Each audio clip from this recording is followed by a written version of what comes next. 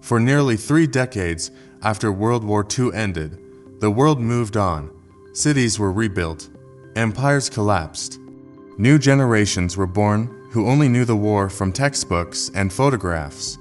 But deep inside a remote jungle in the Philippines, one man never received that future.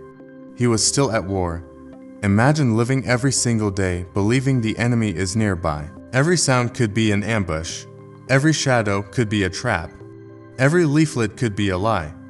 Imagine surviving not for months, not for years, but for 29 years, guided by a single order you were never told you could disobey. This is not a legend. This is not fiction. This is history. You're watching Biography Plus. Hiroo Onoda was born in 1922 in Wakayama Prefecture, Japan, at a time when loyalty to the emperor was not a belief, it was an identity.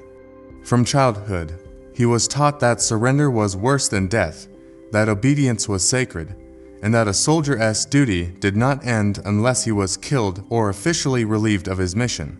In 1944, as World War II began turning against Japan, Onoda was sent to the island of Lubang in the Philippines.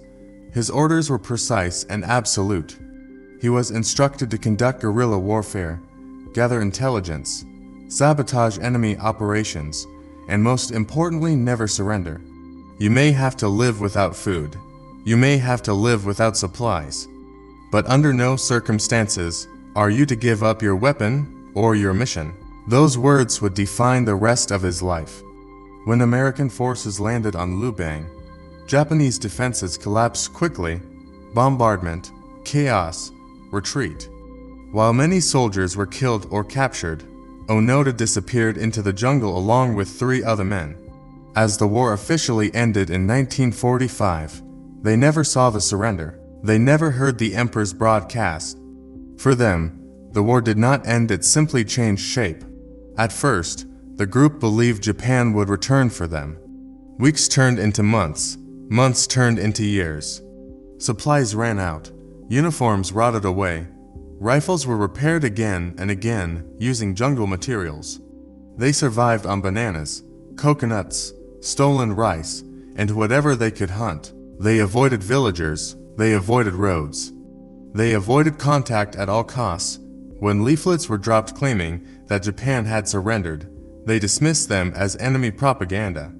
When newspapers were left behind with dates far beyond what they believed possible, they assumed they were fabricated. Even when loudspeakers announced that the war was over, Onoda remained unconvinced. Why would the enemy tell the truth? Slowly, time began to erase his world. One companion surrendered. Another was killed in a clash with local police. By the early 1950s, Onoda was down to just one partner.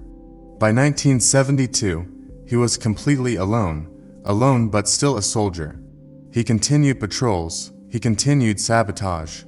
He continued firing warning shots. He continued maintaining his rifle as if inspection could happen any day. Seasons passed. Decades passed.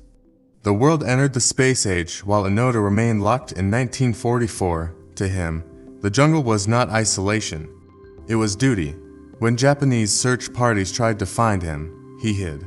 When letters from his family were left behind, he assumed they were tricks. The idea that Japan had transformed into a peaceful, modern nation was impossible for him to accept, because accepting it meant admitting that everything he had sacrificed his life for was already gone. In 1974, a young Japanese adventurer named Norio Suzuki set out with a strange goal. He wanted to find 3 things: the abominable snowman, a panda, and Lieutenant Hiroo Onoda. To everyone's shock, he succeeded in finding Onoda within days. Suzuki told him the war had ended nearly 30 years earlier.